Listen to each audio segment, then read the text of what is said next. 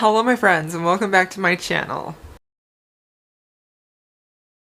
Everybody, welcome back to another video. So today this is just basically another recent reads video. I have been reading some books that I really want to talk about, so I am still going to do a wrap up at the end of November. But there are 3 books in here specifically, and I'm only going to really be talking about 3.5 because two of these I've talked about a lot before. But they're on my mind. I have some thoughts and I want to share them with you. And I always worry that when I read a book like this and I wait to the end of the month to do my wrap up, then my thoughts are like kind of rushed because I'm trying to get all of the books done in the same video. So this is just a few book reviews, but you're going to get some in-depth thoughts. Hopefully. So let's talk about the first book that I want to talk about. It is The Songbird and the Heart of Stone by Carissa Broadbent. So if you are not new here, you're probably very aware that Carissa Broadbent is one of my favorite authors. I love her books. I love her books so much. I think she is such a wonderful fantasy romance author. I actually first discovered her through the War of Lost Hearts series, which is still my favorite. I love that series so much. I think it is one of the best fantasy romance series, and it's very underrated compared to her Serpent and the Wings of Night series, which in my opinion is not as good. I don't think it's as good objectively, and I personally don't like it as much, but I do see why it's more popular because it's definitely more written to trend than the War of Lost Hearts series is. So I also have done multiple videos talking about Carissa Broadbent, how much I love her. I love how she builds her worlds. I love her storytelling. I love her romances. I love her characters. I think she is truly doing something special in a subgenre that is currently kind of feeling overrun with a lot of mid to poor books. You know, I've still found some gems. I still love Romantasy, but it is true that because it is so popular, it's getting overrun with a lot of mediocre or less books, right? So I was so hyped to hear about this book. It's been my most anticipated book of the whole year. I couldn't wait for it. I actually used to be on Carissa Broadbent's ARC team when she was only indie. Since she's gotten picked up by Bramble, which this is her first new release from Bramble. It's on my shelf over there, that's why I pointed over there. I have been a little worried, or maybe not worried, yeah, kind of worried, curious about what was going to change with her writing. And I don't really feel like anything has changed majorly, but I will say that this book was hugely disappointing to me. I was so disappointed in this book. I gave it 3 stars, and truthfully, if I was not such a huge fan of this author, and, you know, if I didn't have such a deep connection to some of her previous books, I probably would have been even harsher because I do not think this is a good book. I think this is much below the level of what we're used to getting from Carissa Broadbent. And I also feel like in general, it's not as good. I don't feel like it's up to par as far as her other books are concerned, or as far as what I would expect from such a huge author that is picked up by a pretty big, although new, imprint. You know, Tor is a big imprint. Bramble is their new romantic imprint, which I thought was supposed to be fantasy romance, but it looks like they're doing other types of romance too. Anyway. So this is book 3, but it is the beginning of a new duet, I believe, with a new couple. So books 1 and 2 are in the same world with an overarching plot throughout the whole series of books.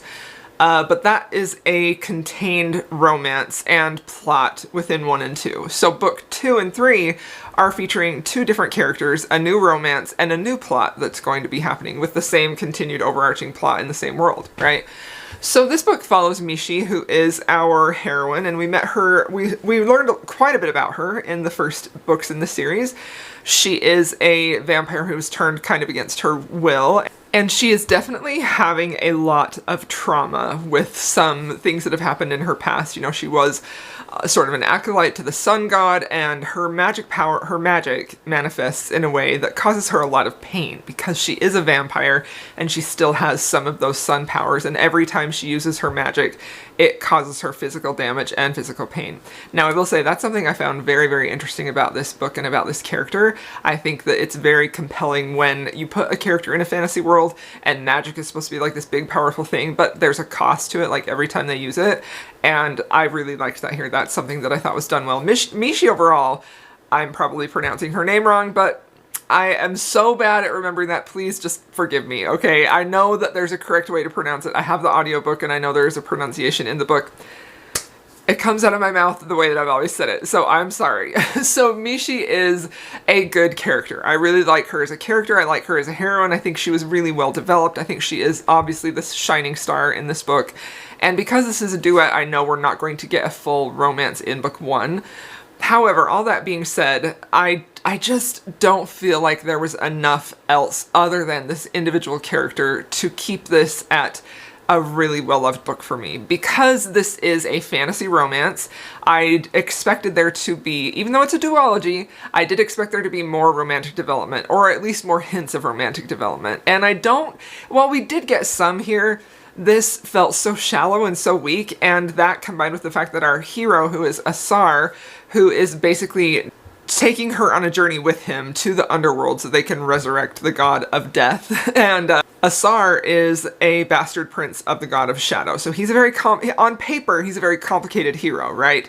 But in reality, when we actually see him in the book, he's very, very lacking in dimension. He is very much a stereotypical love interest. He's dark, he's broody, he's grumpy, you know.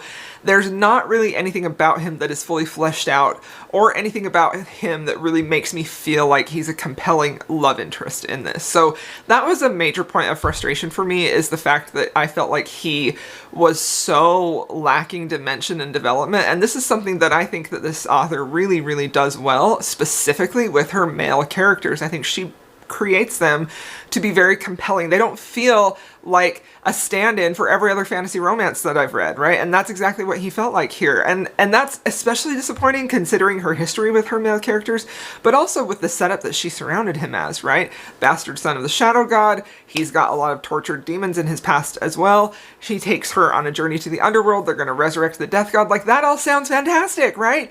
That sounds like it's going to be amazing, amazing. And this is an author that I fully, fully trust to give me the execution that I'm looking for, to get me hooked, to make me feel things, to make me compelled, to make me not want to keep reading. And not a single thing of that happened in this book for me.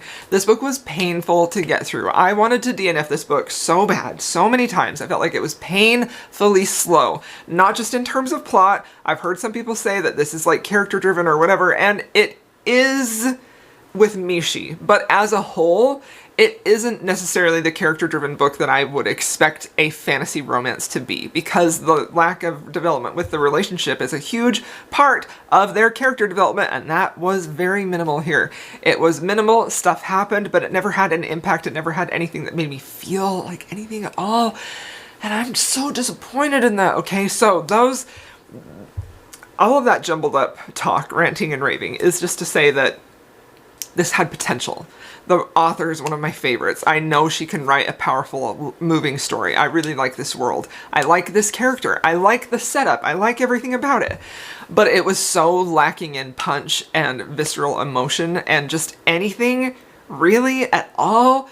The plot was a huge point of concern for me because it moves at a snail's pace. Now, that's not a bad thing. I love slow books. If you've been here, you know I love slow books. I love books that take their time, that show me sides of characters that we wouldn't get to see if we didn't take this down to a snail's pace. Like, I love it. I love it so much. But the plot was slow. It was also circular and repetitive. We were doing the same thing. They were not making any forward motion. And even at times when the plot is slow in her other books, something this author does really, really well to fill that gap is she gives you excellent character development and relationship development. She gets you into their psyche. She gets you into this relationship that is maybe going to develop. And because this is a two-part series, the potential for having tension and drawing this out was so high, and it was just a miss. It was just a miss. There was nothing about this book at all that really had me rooting for it. So I know, like, I'm ranting and raving because I'm so disappointed because I had my hopes up so high for this book because this author has always delivered for me, but this was truly so disappointing. So the plot it didn't even really meander, it just moved so slowly and circularly, so it didn't feel like anything was happening. The pages in this book, this isn't a long book, it felt like it took me forever to read, and I did read it quickly because I wanted to get this read before I heard any other reviews, so I hadn't paid attention to any reviews before I left my review on this, before I read this, so all of my thoughts, they come from my own little brain, right? Like I did a really good job of that, of not getting influenced by what anybody else was saying. I just put blinders on and I was like, I don't want to see anything about this book until I get to read it. So I powered through it, right? I powered through it, read it in 2 days, and it was one of the most disappointing books I've read this year, if not the most disappointing book that I have read. And again, that's not to say this is a terrible book, but it is to say I have read much better from her. Much better from her in a novella. Six Scorched Roses is a million times better than this. Much better book in this world. Slaying the Vampire Conqueror is fantastic. I love that book. It is still my favorite book in this world. Much better romances. Like, she does romances so good, you guys. She builds it so beautifully. I don't care if there's steam in here, if there's nothing else to it, and that's what this book felt like. So this book very much felt like it was written to the trends of what readers are clamoring for fantasy romance. And she has not done that a lot before. She started to do that with the Serpent book duet. And it's just disappointing. It's disappointing. But at the same time, I recognize that there's a huge audience. I feel like I'm probably the only one who felt like this. I know I'm not the only one. I had a few comments. Emily, I know you're one of them, on my Goodreads review who felt the same as I did. So shout out to you. Thank you very much for that.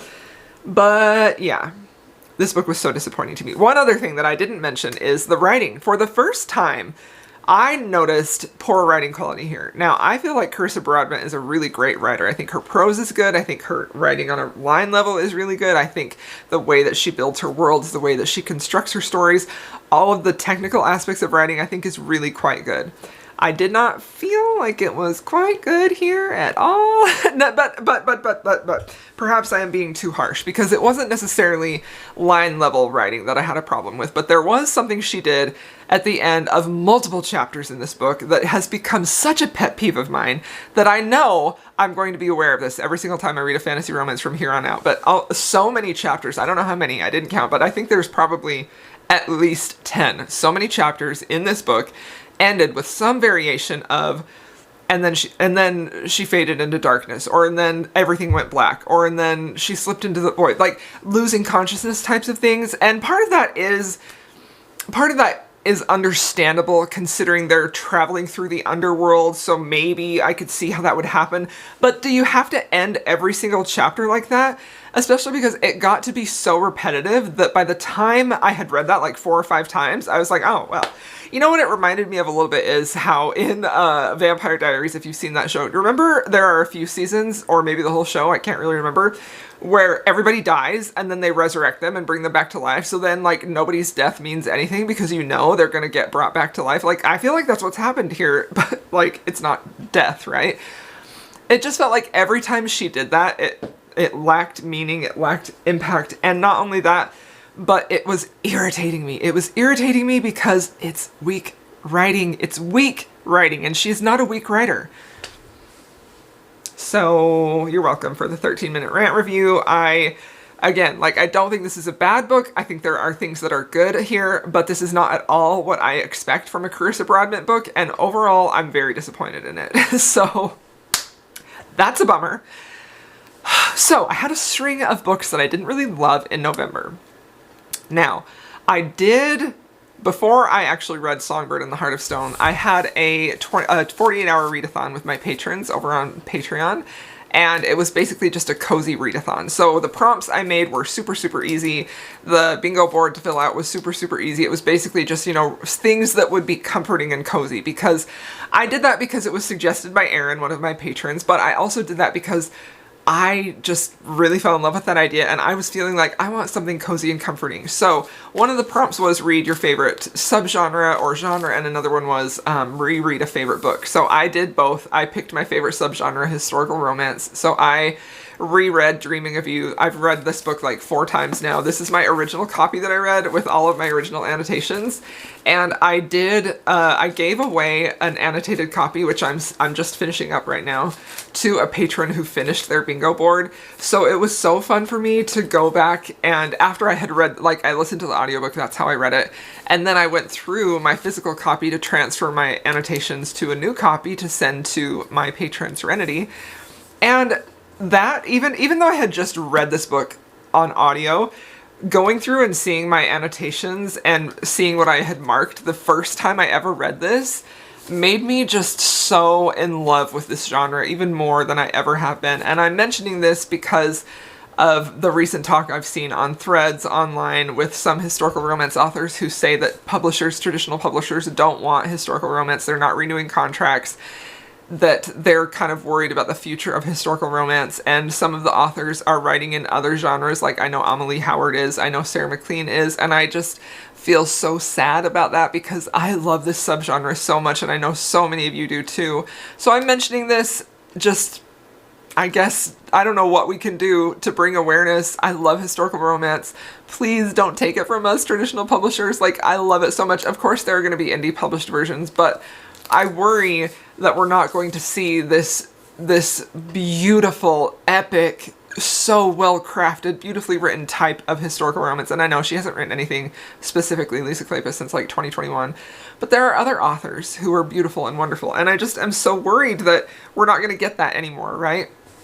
Because maybe by the time historical romance trends again, those authors won't be writing anymore. You know, I know Beverly Jenkins for several years has said that she hasn't had a contract brought up.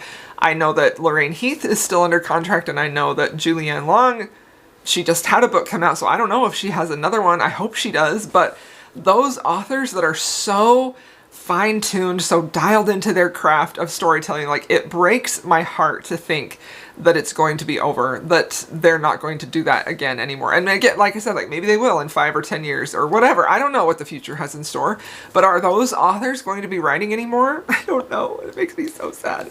And I mentioned that only because I saw some talk about that over the weekend, but when I annotated this, I was just sort of like, this is the type of book that I feel like the Book Talk girlies would go crazy for if they did not associate this with something that is old-fashioned or not steamy or not popular. Like, I don't know, because Derek Craven, Dreaming of You, is probably my all-time favorite historical romance. I love it so freaking much. I love the complexity of this hero who grew up in poverty. He's a self-made man. He has become very rich and very wealthy, but he did have to do a lot of terrible things to get there. Like, I just love him, how damaged he is. I love everything about him and the way that he feels like he can't love. And then he meets Sarah, who is a writer who is actually almost potentially engaged, and he like sees this beauty in her. He sees not only just this beauty, but this innocence in her, this thing that makes him want to be good. And he wants her because he wants to be good. He wants to have a part of her. Like, he holds her glasses in his pocket. Like,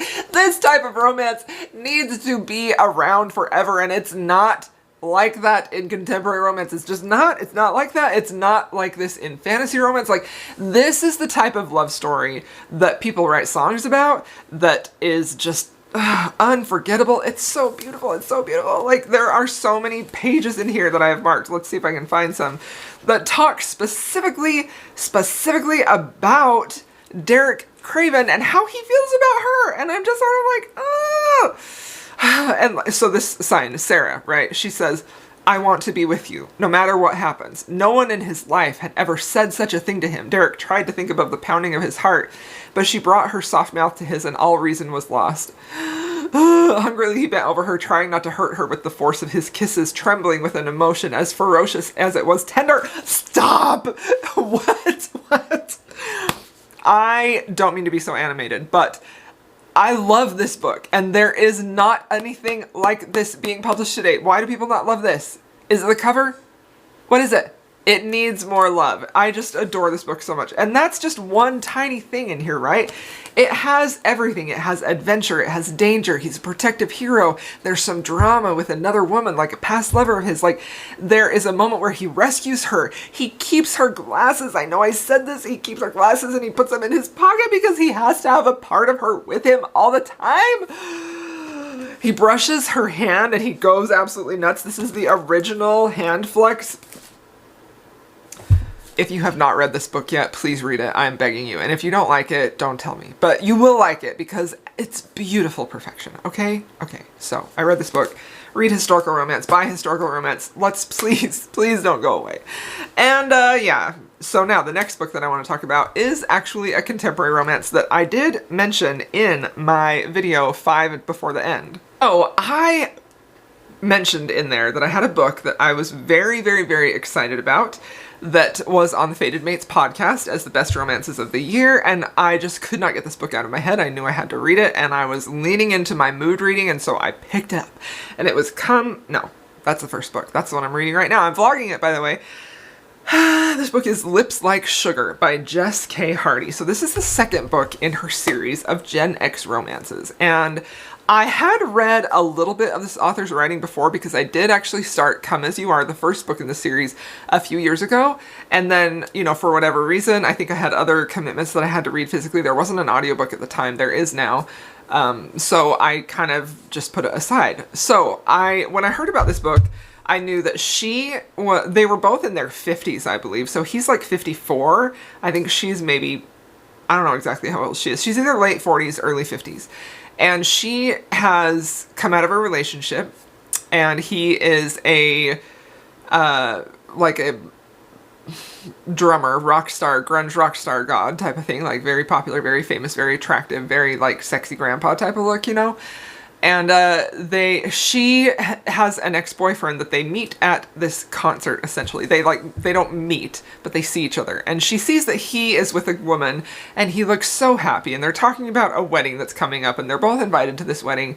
And he's like, so who are you going with? And she's like, oh, my boyfriend. And she says that looking at the drummer named Cole, who just walks in. And she catches his eye, and she tries to get him, like, to, you know, mind meld and be like, pretend you're my boyfriend, okay? And so she grabs him, she like kisses him, and he is like into it, right? He goes along with it. He's like, yes, I love this. I'll play along for sure.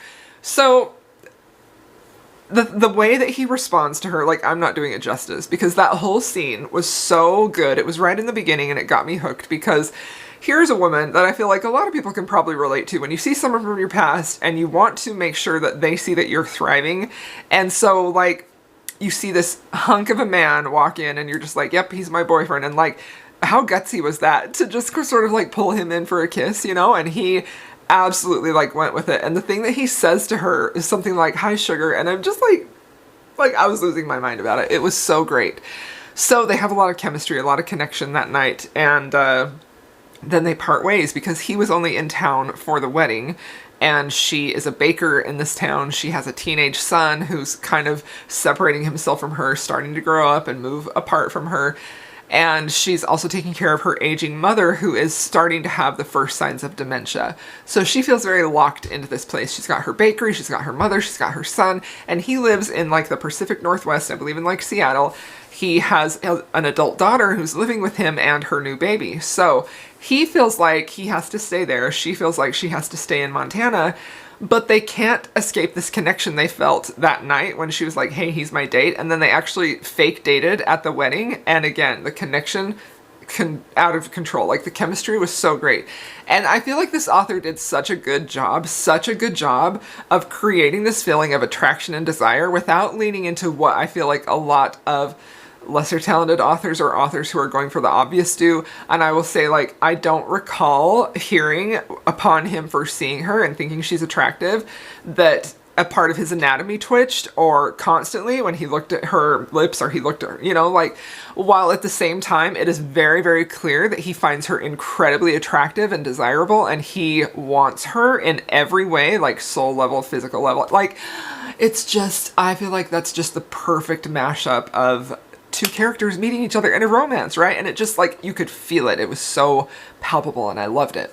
So anyway, they part ways, they go about their separate lives. She stalks him on Instagram, he finds her on social media, and then they begin just like this series of DMing each other in a long distance relationship. And they start to fall in love that way. And it's so beautiful and so fun, and I loved watching that part of it unfold. I love a romance that happens when they're like through texts or DMs or letters or whatever. Like, I just love that so, so much. And things progress pretty well to the point where they are falling hard and deep for each other. And an opportunity presents itself where he can actually come back to where she's living to stay for a while, and they can kind of try out their relationship. Now, she's a little bit of a commitment phobe. I think that she's got a lot of fear and abandonment issues. And so she right away wants to be like, okay, physical only, right? Like, which I will say, I didn't even tell you my star rating. I gave this book 6 stars. I loved it. That is not to say that it's not without fault, because it isn't perfect. But it was such a fun reading experience, and I just loved it. And there was so much about this book that really won me over. And it was so refreshing to read an older couple romance when the 50-year-old man isn't with like a 19-year-old. Like, I loved that he found a woman so desirable and so beautiful and so attractive that was his own age group. Loved it. Loved it. And I just loved watching him fall in love with her. I loved her watching her fall in love with him. I loved watching them try to navigate their life together. I loved seeing the small gestures that he did. He is such a romantic man. He cares for her so much. I loved it. I was giddy reading this book. I thought it was so fantastic. And this, again, is very much like a slice of life book where we're just kind of following them about their daily life, right?